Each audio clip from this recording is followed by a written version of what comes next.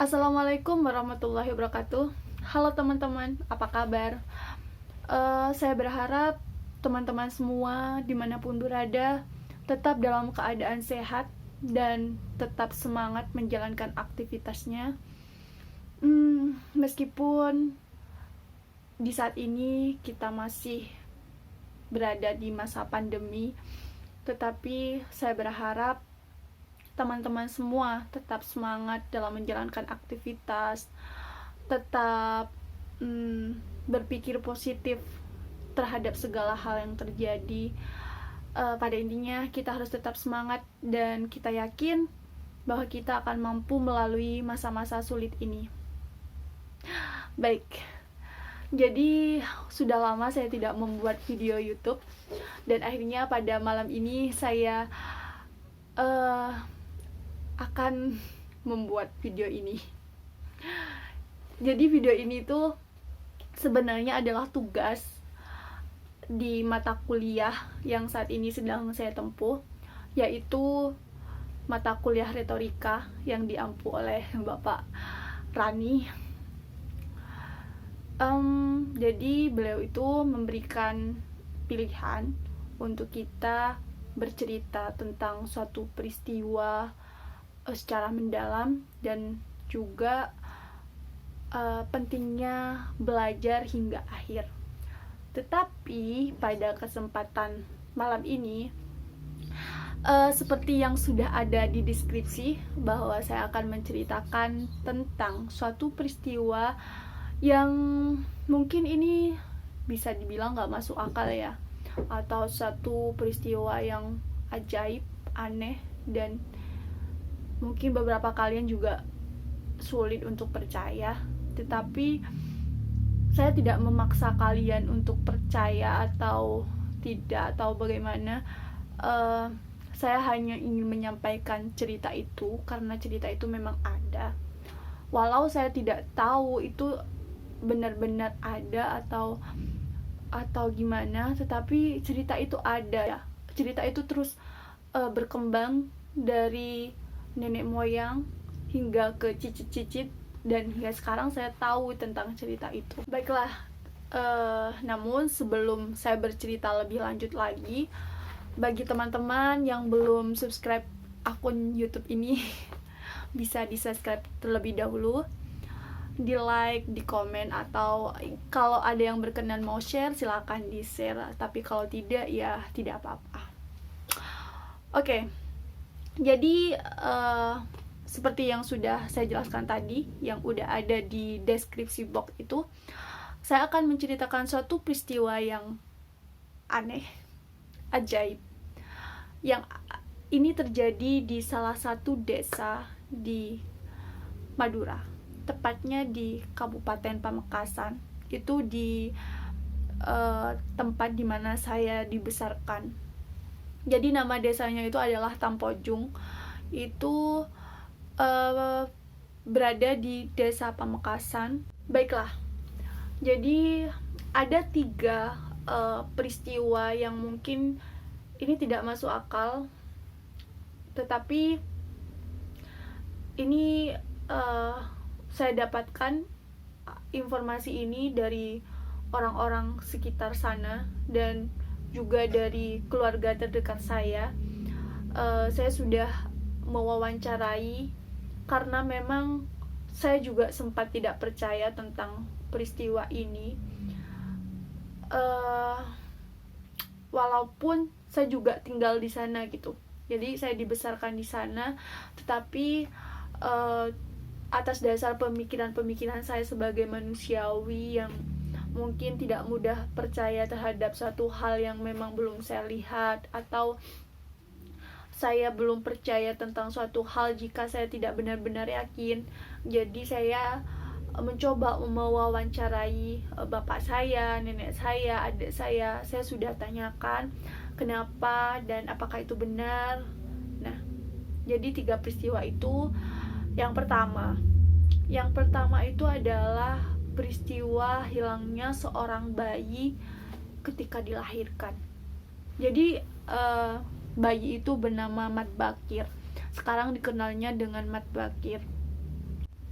Jadi ketika sang bayi itu sudah lahir dan sudah berada di selangkangan ibu, bayi itu tiba-tiba hilang, musnah. Tapi ada yang bilang kalau bayi itu masih ada, tetapi orang-orang tidak bisa melihatnya. Hanya ada beberapa yang bisa melihatnya, orang-orang tertentu, mungkin seperti bayi, terus anak kecil, intinya orang-orang yang masih suci bisa melihat wujud dari bayi itu. Seperti yang sudah dikatakan tadi, nama bayi itu adalah Ahmad Bakir. Setelah peristiwa itu, orang percaya bahwa Ahmad Bakir ini adalah makhluk yang ajaib, atau bisa dibilang bayi ajaib. Dan bayi itu juga tumbuh seiring berjalannya usianya seperti manusia biasa. Jadi ada yang bilang saat usianya sudah menginjak dewasa, suaranya berubah, ada yang mendengar suaranya, ada yang melihat wujudnya, walau tidak semua orang bisa melihat. Dan Ahmad Bakir ini dipercaya bisa memberikan petunjuk-petunjuk bagi orang-orang yang sedang membutuhkan. Jadi banyak orang yang seumpama kayak orang Madura yang lagi ingin merantau, agar di perantauan itu sukses, berjalan lancar, itu mereka dari pihak keluarga itu meminta suatu petunjuk kepada si Ahmad Bakir ini. Dan kalau ada orang yang sakit atau mungkin istilahnya kayak kesurupan atau gimana gitu, yang ada hubungannya dengan makhluk gaib, itu biasanya orang-orang juga minta petunjuknya ke sana. Pernah ada cerita yang seseorang yang kehilangan sapi karena dicuri, kemalingan gitu. Terus atas saran siapa itu disuruh minta petunjuknya ke sana gitu. Akhirnya datanglah orang ini ke kediamannya Ahmad Bakir ini melalui perantara ibunya. Mungkin ibunya yang berkomunikasi sama Ahmad Bakir, akhirnya dikasih tahu ke ibunya kalau posisi sapinya itu ada di gua gitu, di gua yang memang tempat persembunyiannya si maling ini.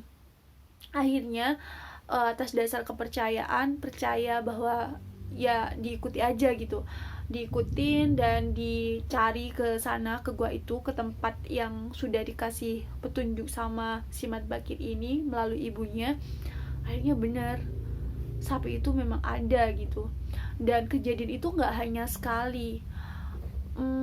Pernah saat ada orang yang kehilangan radio, terus dia datang ke si Ahmad Bakir ini, terus melalui ibunya juga dikasih tahu, disuruh pulang bahwa di situ sudah ada di tempat itu gitu, dikasih petunjuk ada di suatu tempat. Dan ketika dilihat di tempat itu benar-benar ada gitu. Ya wallahu a'lam bagaimana cara alam bekerja, bagaimana cara itu terjadi, dan apakah itu benar atau enggak. Ya sebagai manusia biasa tentu harus percaya bahwa yang gaib memang ada, tetapi saya ingatkan jangan sampai menyekutukan Tuhan gitu. Baik, cerita yang kedua, peristiwa yang kedua adalah terjadinya masjid di dalam waktu semalam. Mungkin kalau peristiwa ini sudah tidak asing ya, karena di Malang sendiri tuh seperti Masjid Turen itu juga kejadian yang ajaib, dan mungkin peristiwanya hampir sama. Tetapi kalau yang di desa saya itu di Tampojung itu memang masjid itu berdiri dalam waktu semalam.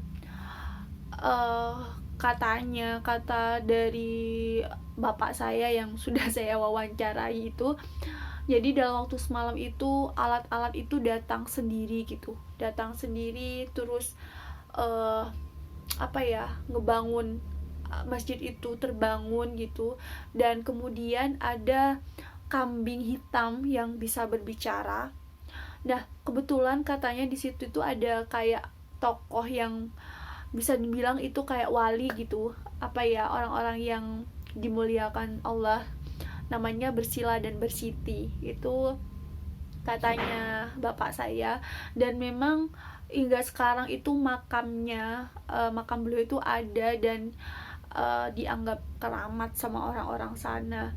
Nah, itu saya nggak terlalu tahu cerita tentang masjid ini, tetapi nggak banyak sih, ada beberapa versi. Kalau menurut mbah saya itu, jadi masjid itu terbangun dalam waktu semalam, katanya turun dari langit. Nah, kalau kata bapak saya itu, jadi memang masjid itu terbangun berdiri dalam waktu semalam. Itu mungkin atas bantuan makhluk-makhluk gaib, dan entah bagaimana alam bekerja, saya tidak tahu. Tapi itu pasti ya mungkin itu memang nggak masuk akal, tetapi hal semacam itu untuk orang-orang terdahulu itu bisa benar-benar terjadi gitu. Oke, itu cerita yang kedua. Teman-teman bisa percaya atau tidak, atau kalian bisa bilang cerita ini hanya dongeng atau hanya cerita karangan dari orang-orang terdahulu. Terserah kalian, itu hanyalah sebuah cerita. Dan cerita ketiga ini adalah cerita tentang Gunung Mas. Jadi di sebelah barat rumah saya di Madura itu, di Pamekasan, ada sebuah gunung. Orang Madura bilang itu gunung, tapi kayak bukit gitu. Bukit, ya anggaplah itu bukit gitu. Bukit yang katanya di situ itu ada emas, tersimpan emas, dan emasnya itu banyak katanya. Cuma emas ini nggak bisa diambil sembarangan gitu, nggak bisa, karena katanya pernah ada seseorang yang didatangkan mimpi kalau memang mau ngambil emas itu harus ditukar dengan matanya gitu, dengan mata orang ini. Nah, sempat juga ada orang yang mungkin lagi cari kayu atau ngarit gitu, terus menemukan emasnya, tapi kalung gitu, bukan dalam jumlah banyak, tapi ada kalung emas gitu. Terus diambil dan dibawa pulang, tetapi akhirnya orang ini gatel-gatel, teman-teman, gatel-gatel, bener-bener yang gatel, gak bisa berhenti. Akhirnya orang ini berinisiatif untuk mengembalikan kalungnya ke tempat semula, ke gunung itu, ke bukit itu gitu.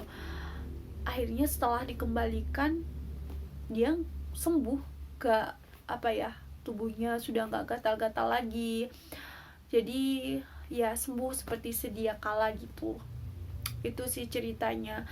Terus kalau cerita yang kata adik saya itu, kalau seumpama emas itu sampai diambil, itu akan runtuh, terjadi longsor gitu. Mungkin emas itu sebagai kayak penyekat dari gunung itu, bukan penyekat, kayak penguatnya gunung itu gitu mungkin. Tapi saya juga nggak tahu pastinya. Dan memang di desa itu masih kepercayaan tentang hal-hal yang berbau mistis itu benar-benar yang kayak tinggi banget gitu. Tradisi orang sana juga masih masih kental gitu dengan hal-hal yang berbau mistis. Contohnya kayak setiap malam Jumat itu mereka tradisinya adalah membakar kemenyan, kemudian memanggil nenek-nenek moyang yang sudah meninggal, kemudian disediakan makanan di kamarnya, kemudian dipanggil gitu. Nah, mungkin waktu saya kecil tuh saya anggapnya biasa aja gitu, belum tahu paham agama kita. Nah, setelah tahu paham agama Islam itu saya jadi kayak bertanya-tanya gitu ya, yang namanya kepercayaan seseorang itu tidak mudah untuk menghilangkannya. Yang pasti kita harus mengingatkan jangan sampai suatu tradisi bisa menjerumuskan kita ke yang jauh dari kaidah-kaidah gitu. Baik teman-teman, mungkin hanya itu cerita yang bisa saya ceritakan, yang mungkin bagi kalian itu nggak masuk akal atau itu aneh gitu, itu hanya karangan mungkin.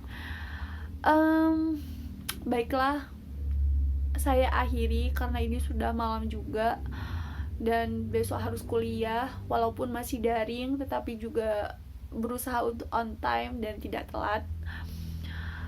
Baiklah, segitu dulu video dari saya. Mungkin selanjutnya saya juga akan membuat video lagi, tapi nggak tahu kapan. Semoga teman-teman sehat semua, tetap semangat, jaga imun, jaga iman.